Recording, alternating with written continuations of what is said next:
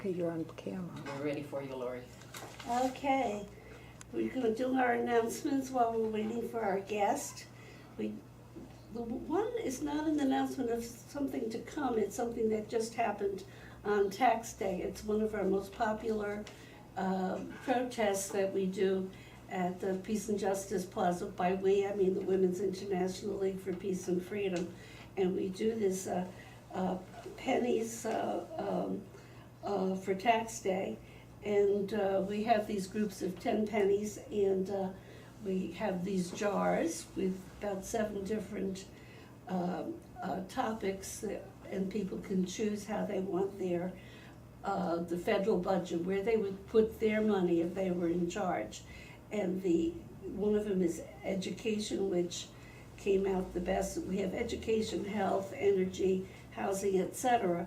So in tallying it up on Monday, after I think 2 hours, we had 2,370 pennies. That means that 237 people took part. And the way they wanted to allocate our federal resources would be education got the most, 691 pennies. Health got 555. The third was energy and environment, 481. And I was so glad that that did better than it used to get, because we've done that for several years, although I think we had missed a couple of years and started back up last year. And housing, 284. Anyhow, you get the main ones, the ones that got the biggest vote was education, then health, then the energy, and which included the environment, and then housing and community development. Transportation infrastructure didn't do that well, and I guess the biggest thing I want to let you know is that the military only got 139. So our priorities were totally different from the way our money is being spent. Hi, here comes our guest. Come on in. Okay, the other announcements will wait to the middle. We have a couple more announcements. Hey, welcome. Come and have a seat right there. And get settled. While you're getting settled, maybe I'll make one more announcement. There's going to be at the Seymour Center on April 24th a program on ending homelessness. And it's going to be from 3:30 to 5 at the theater at the Seymour Center. So I think that would be a very worthwhile thing.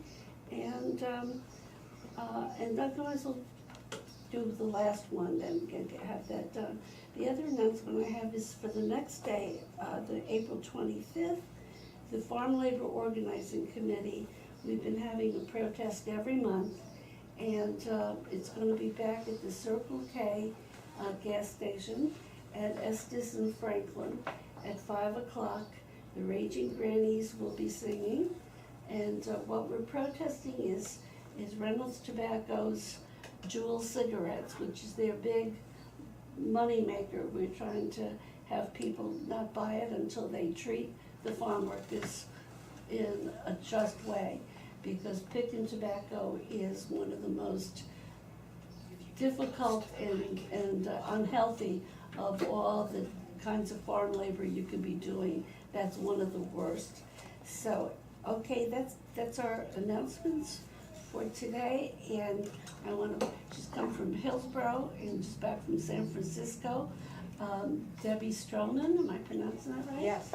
Okay, and she is the chair of the Orange County Human Relations Commission.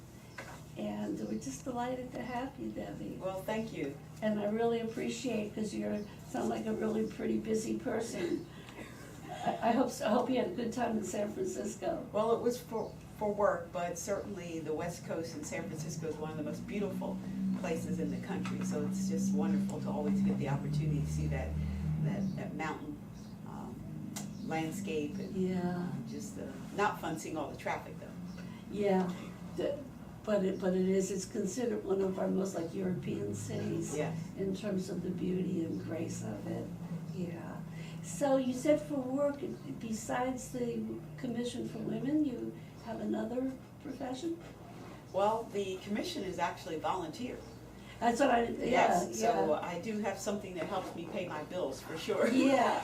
But I am a business owner, and my work primarily is around sport business, Oh, okay. the business of sports, and then also racial equity work. And so I am a national trainer with the Racial Equity Institute, and I also teach at the University of North Carolina at Chapel Hill. And what do you teach? So I work in Gillings Global School of Public Health, Mm-hmm. and my work is around leadership, and it's applied to the racial equity work. And so we actually have a new concentration for graduate students this fall called Health Equity, Social Justice, and Human Rights. And I'm a core faculty member in that. Wow, that sounds like such necessary work. And it sounds like you're able to combine and have them complement each other, your volunteer work, your professional work, and it sounds like your heart's passion. Absolutely, there's no doubt. Yeah.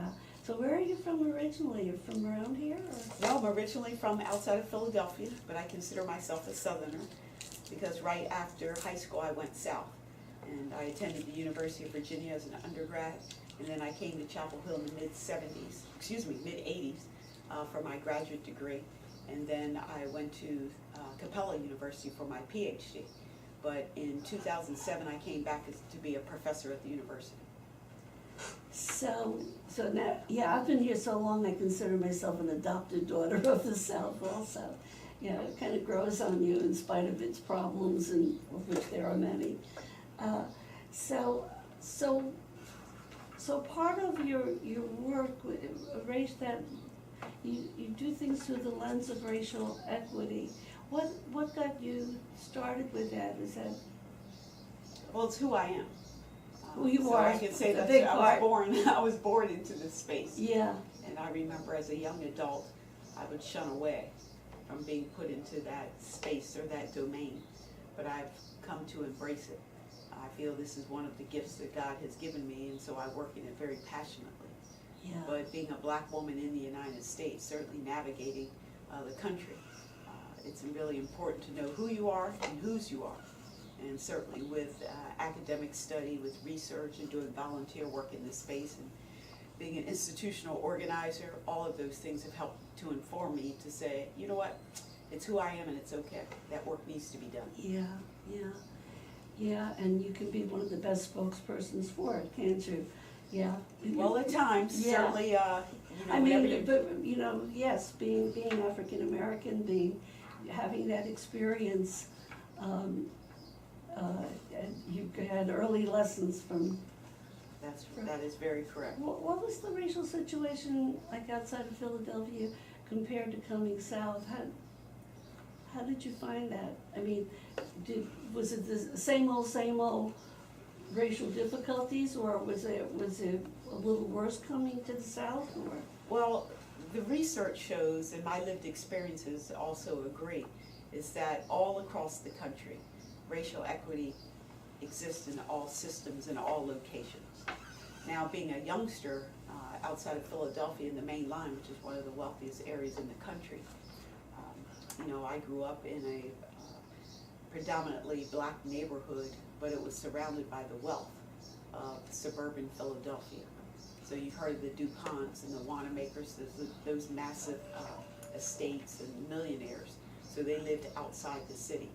And I've come to understand that historically needing help, the domestics, the folks who would take care of the properties, they were African Americans, and many of them migrated from the South. And so I grew up I was very blessed to grow up in an area where we had the best schools definitely in the state of Pennsylvania, but also arguably in the country. Wow. So having that experience, but again, I was a youngster, Mm-hmm. and so as soon as high school was over, I was gone.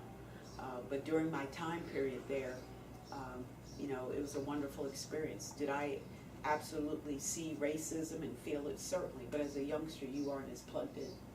you're just trying to enjoy your life and be happy and have a good time. Yeah, and were the schools integrated? Yes. So they were integrated, which is interesting. I wonder if they would have been integrated at that time in the South. We were pretty slow in actually getting it, I think in Durham, I think it was in the 60s. Yeah, yeah. Absolutely. And, So, without dating myself. oh, yeah, Yeah. I didn't even put you.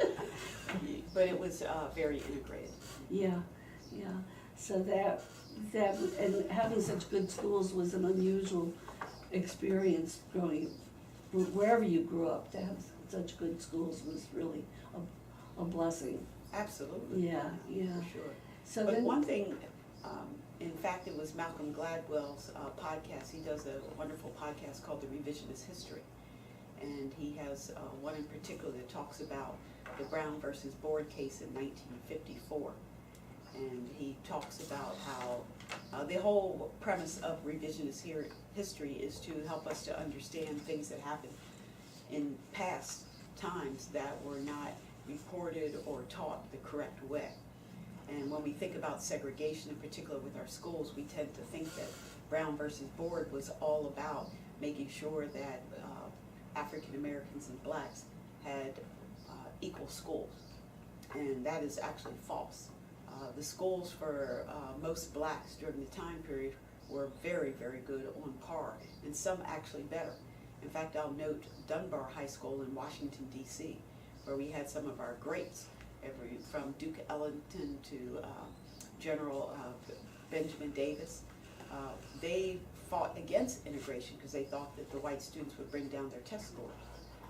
But you're kidding. well, I never heard that. yeah, well, when you think about it, during that time period, many blacks who were educated at the time, they could not go work for white companies. And so you had elementary schools or junior high schools being taught by blacks with masters and PhDs because they didn't have other vehicles. And so the education was rather superior. Wow, that's very interesting. Boy, history, once you dig into it, you get things turned upside down from what you thought. Yeah. So, and then you went to the University of Virginia? Yes, the national champions. University of Virginia, Okay. I might add. Okay. And were you in sports there? I played basketball for UVA. I did. So it was definitely a treat. And I decided to do a little bucket list and jump on an airplane and go to Minneapolis and be with some teammates and some of the guys that I played during that same time period, and seeing, it was just a wonderful time for the university. Wow, so that you have just an unusual background, and that, yeah, and even just for a woman being really that good in sports, Thank you. it's happening now, but it's been slow in coming. Yeah. Absolutely, Yeah. It's been quite a whirlwind in my life. I've been the first of many of things, and not in a very positive way. I was the first black female scholarship athlete at UVA, and I was the first black female coach at UNC. When I was in graduate school here, I was assistant coach for Coach Jennifer Alley at UNC, and I've been the first black professor or first black female professor in departments at UNC as well. So it's something you say, wow, but then on the other side, it's kind of like, this is kind of sad. Yeah, it's sad that I remember when I went to the School of Social Work in the early 70s, and Hortense McClinton, who since passed, was one of the first black faculty, and I just loved her. She was wonderful. Yes, But, this being first is not an easy role. that's right. Yeah, and you probably get a lot of people treating you in ways that were not the best. Yeah. Well, oftentimes, I would describe this not only at UNC where I experienced it, but also doing work all across the country. For women and people of color, oftentimes they're asked to come and be at your best, where you would be 5 years from now, from day one. Whereas for men, oftentimes, you're hired based on potential. And so we're going to continue to nurture you and build you up and help you have resources and things. But as for women and people of color, you have to be the best, as soon as you accept the job. Yeah. So there are definitely challenges that we'll continue to face. Yeah. So when did you come to UNC? 2007, back as a professor, yes. Yeah, yeah. So, and then when did you get involved with the Human Relations Council? Human Relations Commission, I think it's been about 3 years now. 3 years. I just came on as someone who was listening to the former departmental director. I had won the Pauli Murray Award for the county. Oh, And he kept sending out notes to people saying, you know, we need people to serve on the commission. And I was like, well, I'm doing all this organizing and work on campus. You know, I live here in Chapel Hill. Maybe I should get involved and see what's going on in our town. Because as you all can imagine, there's a lot going on at the university, so there isn't a lot of time for other things. But I said, maybe it's time. And so I decided to join the commission. And lo and behold, 3 years later, you know, I'm the chairperson and enjoying the work. So you're really getting experience in Chapel Hill and Hillsborough. Hillsborough is like a different culture also than Chapel Hill, although it's changing right now. What I've been told is that a lot of people who would be Carborough type people are moving to Hillsborough because they can't afford Carborough anymore. Well, that's a good point. I think the good thing for me is I don't know too much of the history of Hillsborough. So all I see it is this one main street that just looked cool. You know, good restaurants and nice little shops, and then of course they have the beautiful walkway, so I've been out there walking. Oh, it's gotten very cool. Yes, yes. Really. And I'm learning more now that I visit so much, and then I have friends out there as well. It's a special town with lots and lots of potential, but I can certainly see it having more of that Carborough flavor, even more so. Yeah, it's just coming there in recent years. It was pretty conservative and pretty elitist for a long time. Wow. Yeah, you know, the old South. Mm-hmm. But it's changing tremendously. So tell us about the Human Relations Commission and the department.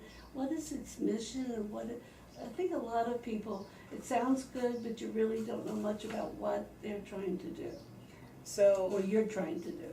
sure. So in the mid-'80s, it was formed. And really it was in response to the Ku Klux Klan actually marching here in Chapel Hill. And a number of concerned residents felt it was important to have a body within the county government where you could actually have dialogue, possibly make recommendations to the Board of County Commissioners about how we could have a very vibrant and healthy community looking out for one another. And officially, the HRC is to promote the equal treatment of all individuals, to protect residents' lawful interests and their personal dignity, and to prevent public and domestic strife, crime, and unrest within Orange County. And so it is housed in, it's had a change or two over the years, but it's basically tied to the housing area and then human relations. And so there are county officials, as in paid staff, who get up each and every day and they work towards a very wonderful county. And then they have a number of advisory commissions, and we're one of many.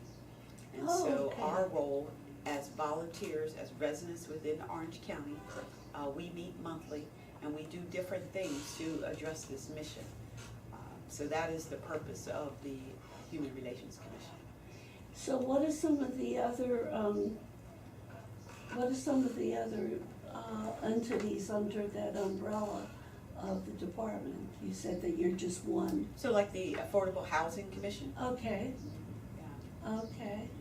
So that department is a pretty big department. It is, and when you think about all the different departments within the county that have advisory boards as well. Mm-hmm. So there is a lot going on in the way that we service our community. Yeah. A lot of people don't know about all these volunteers across the county who are trying to assist the Board of County Commissioners. Yeah. Yeah, well, it's just like our radio station, it's all volunteer, you know, and a lot of people struggled for many years to be able to get this station open. It only opened about, I think, 14 or 15 years ago. You know, it's totally run by volunteers.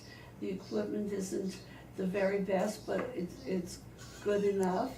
And our organization, the Women's International League for Peace and Freedom, we're all volunteers, you know, so I think that so much of, with volunteer work is a labor of love, and it's what, to me, it's what's keeping the world going, is, you know, it's kind of a harsh and increasingly brutal world, but I think these are the people that are keeping civilization going.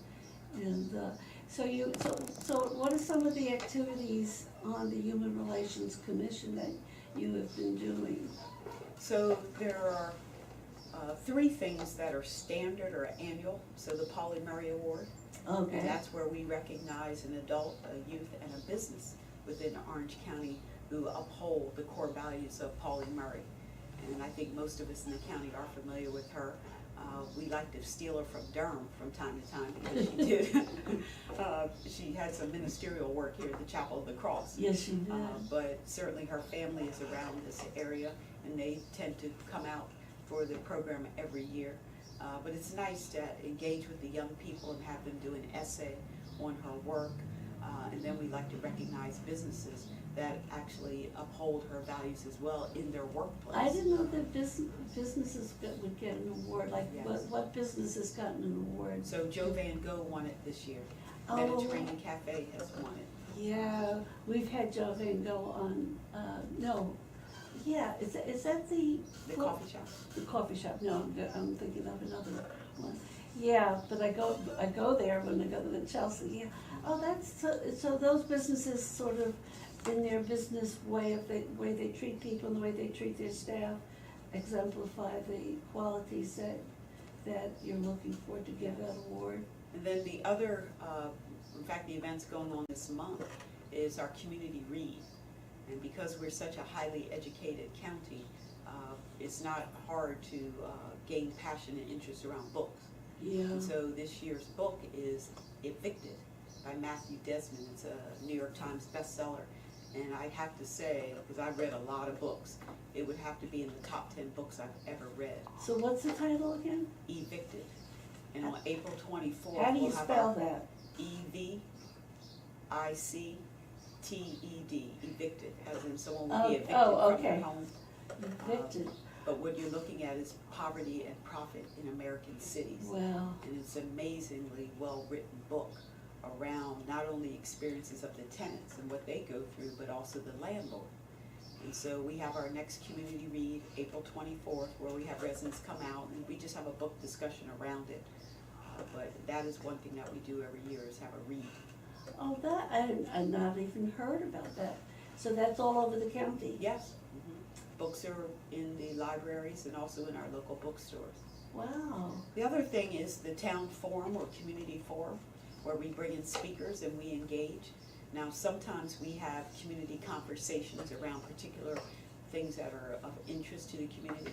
And I think we're still living it due to the University of North Carolina's challenges around Silent Sam. But we did host an event around the Confederate flag. But we didn't focus on the Confederate flag, but looking at what our county was saying and doing in terms of its policy around flag displays. So we had a very heightened. Palestinians are such an oppressed people, and to speak up for them is considered, you're just not supposed to do that, and it's heartbreaking to think that it takes courage to speak up for an oppressed people who are, you know, who have been under siege and have been under occupation for 60 years or more. And I just find it heartbreaking and difficult to well, I guess you can sort of understand it, because I guess they just don't want any criticism. And but Well, I don't pretend to thoroughly understand that perspective, but what I will say is that oftentimes people respond to the people who are oppressed, their response back. And so when you have Palestinians who are fighting back due to the oppression, and they are hurting others, they are killing others, that's what some people will focus on, versus backing up and saying, Why are they responding that way? What is the oppression that is taking place that would have someone do anything possible to stop their pain, to stop the travesties that are happening to them? I think that's what needs to be looked at, the examination of the oppression. Well, it's just like in the Second World War, the French who were in the resistance, and so their resistance, they were called freedom fighters. And so any oppressed people, the only way they have to fight back is in that resistance, but so much of the Palestinian resistance, so much of it's been peaceful. It's been going on for a year on their side. And so she has been a very brave and articulate spokesperson for her people and for her position. And again, thank you to the commission for inviting her. And so I hope you're getting community support with this backlash, and hope people are standing up. And well, certainly the support was very, very strong during the public comments part of the Board of County Commissioners meeting, and that is where the public is encouraged to come speak. And we had perspectives from both sides, but overwhelmingly it was a positive community support. Oh, that's good to know. I wasn't there. I'm very glad to hear that. Overwhelming, and people can watch that video online by going to the Orange County Government North Carolina website and go under the Board of County Commissioners, and you can look at the video and see the people and hear their statements. But you know, this is Orange County. People have moved on to the next one. So certainly the universities continues to give us more things to scratch our head about. Certainly there are community issues that we need to pay attention to. Under my leadership with the commission, I've lifted up 3 pillars. We need to focus on housing, again being affiliated with housing issues, education, and criminal justice. And in all 3 areas, we are very, very challenged. In terms of education, we know the very, very poor achievement gap or opportunity gap. And I will mention this one statistic in terms of our K through 12 in the Chapel Hill Carborough school system. 16% of white students are not college ready, which you could say, okay, 16% are not college ready. But people would be alarmed to know that 70% of the black students in Chapel Hill Carborough school system are not college ready. So that's very concerning. In terms of criminal justice, we know about the traffic stops.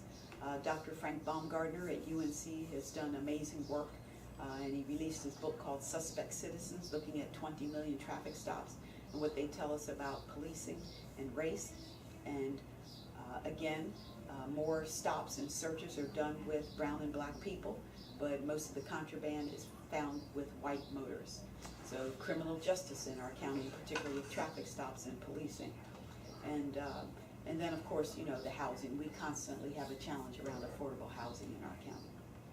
Yeah, and I think wasn't there a bond issue passed that CASA was going to build some disability housing, and I think it was going to be across the street from where I live, but it hasn't started. I don't know where that's at. It was supposed to be on Merritt Mill Road. I live in First Baptist and Manley Estates, apartments for the elderly, the older people, us old folks, and I keep waiting to see if they're going to be breaking ground. But I think I know what I heard several months ago, that there was some rock and they couldn't, some problems with water pipes because of the kind of ground that there was. So I don't know if anything's been found out about that. Well, I'll go back to the book list, and I will give you a book that's now in my top 5. It's called The Color of Law. And this book by Ron Rothstein, The Color of Law, really outlines how our government policies were the primary reason why we are situated the way we are. And he looks at the de jure that took place in terms of how blacks were not allowed to live in certain places in our country, were denied mortgages, and all of this was with the blessing of our government. And so he likes to say that we need to have remedies. He doesn't use the word reparations, but we need remedies. Because today we continue to struggle right here in Chapel Hill in Orange County over housing and where people are going to live, and how certain communities become poor and concentrated poverty, all because of these laws that were put in place, since the early 1900s, and definitely during the 50s and 60s, that have made us situated the way we are today. Yeah, I remember it, I was living in Durham when they were gonna build, I think, 157, and they put it right through the black. 147, Haytop. Yeah, oh, it's a 147, and right through the black thriving business district and decimated it. And, it's not in the distant past, the past is right here. And we're having the results of that. So good for the commission to highlight those and keep us on our toes and keep us voting for the right things and challenging our politicians. And it's really hard around here because it's gentrifying all over the place. Well, I don't like to use the word gentrified or gentrification because to me it doesn't describe it. It's called displacement. Ah, thank you. Yeah, so I'll keep that in mind. yes, it's much more powerful, and you get it when you get where people are being displaced. Yes. And certainly, if we look at the history of our county, what do you say? Historical performance tends to show the probability of something happening in the future. And historically, we have not done well with this. Many of our more poverty-stricken folks are hidden from Chapel Hill. As one of my friends say, we're behind the trees and behind the bushes in terms of our low-income populations, but certainly they're here. And they were done through laws and policies. And so I'm hopeful about the bond, but if we don't stay intentional and ask questions, and why is this happening, and why is this developer not being held to this, then we will see history repeat itself, and we will continue to struggle with brown and black people owning homes in our community, owning affordable places, and being business owners. All of that continues to be a struggle for our county. Yeah, I was really shocked some years ago to hear that Orange County, which is in some ways one of the wealthiest counties, has a very high rate of poverty. And you're right, it's hidden.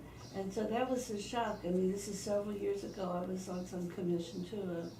And I don't think a lot of people realize it today, that especially when you have so much, I won't say extreme wealth, but pretty high degree of wealth, then it makes it even harder for people who are struggling because everything becomes more expensive, particularly housing, which is it's really a national disgrace what's happened about the inability for so many people to be able to afford a place to live, and increasingly that's gotten more and more difficult. Well, it's important to read the book Evicted, even if you don't come out to the book read. Yeah. But that really is a great descriptor of what's happening across the country. And what was that author again? Matthew Desmond. Matthew. Desmond. Matthew Desmond. And layer that with the Color of Law, and that author was? Ron Rothstein. And he's been at the university visiting and speaking. Oh, really? Yes. Okay. But when you layer that with the politics or people's political bent, and so you have many people who call themselves liberals and progressives in our community, but I've learned to put an asterisk on that, because when it's time to actually go to work, put things in action, and really care about people and take care of people, many of the most liberal and progressive people will not be there. They will not stand up. And so, this is what Linda Sarsour brought up, is that there are challenges on both sides, conservatives and liberals. So we can't just point the fingers and say, the conservatives, they're blocking. Many times it's those amongst us who will not speak up and who, are uncomfortable with the situation, but they won't do anything beyond that. Mm-hmm. They'll read it in the paper and shake their head and say, this is so sad. But they won't come out to the meetings, they won't make their voice heard, they won't write a blog, they won't call up their local officials, they won't ask the question why. And so that's what we suffer with in this community. And I think when you get to housing, a lot of times people say, oh, I really care about such and such, but if they think it's gonna affect their house, or, you know, the value of their house, it's like, you know, the not in my backyard kind of thing.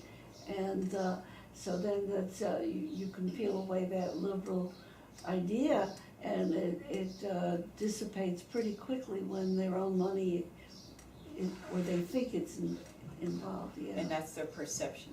Yeah, it's their perception, it's not Yes. necessarily, yeah. But Yeah. there's no doubt in this county, the poor live amongst us. And some of us are acutely aware, and we see it and we feel it, and we try to take action to assist. And then there are others who are complete denial about it. Yeah, yeah. Well, I'm so glad that, so when you got that Polly Murray Prize, that's what probably you got to find out more about the commission and got interested in it at that point, like, oh, this is pretty cool, huh? Yeah, that was one of the, clearly one of the inspirations in terms Yeah. of, there's so much work to do in our county, there's so many places to serve and volunteer, but definitely the Polly Murray Award was very, very special to me, and I treasure that. But it opened the door to Orange County government for me. Yeah, so that, so the door opened and you stepped right in. A little nudge. And, no, but it gave you a place That's right. to work, operate out of, and also, and it keeps you, I'm sure, where you find out so many things that are happening that, especially since we don't have much in the way of newspapers anymore. That's right. It's my battle cry. I really miss the Chapel Hill newspaper. Yes. And, yeah. Well, I've certainly learned a lot. I was at a meeting where all of the chairs of the various advisory boards had to report to the Board of County Commissioners. And I was really disturbed by the Senior Citizen Advisory Board. And they were talking about how they were visiting different adult centers, Mhm. adult resident centers, you know, taking care of our senior citizens, and how there were one or two that continually did not stay up to code. And our senior citizens were living in just terrible conditions. Oh, these So are we like have- a nursing home. Exactly, yes. And so things like that you don't even think about, but once you hear about it, it stays with you. Mhm. It's like, how can you have that? But it goes back to who's paying attention, who's asking the question why do we continue to have this particular owner of this center, you know, allow for, you know, urine on the, you know, their urine smell and rat feces and all these things, that should not happen in our county. No.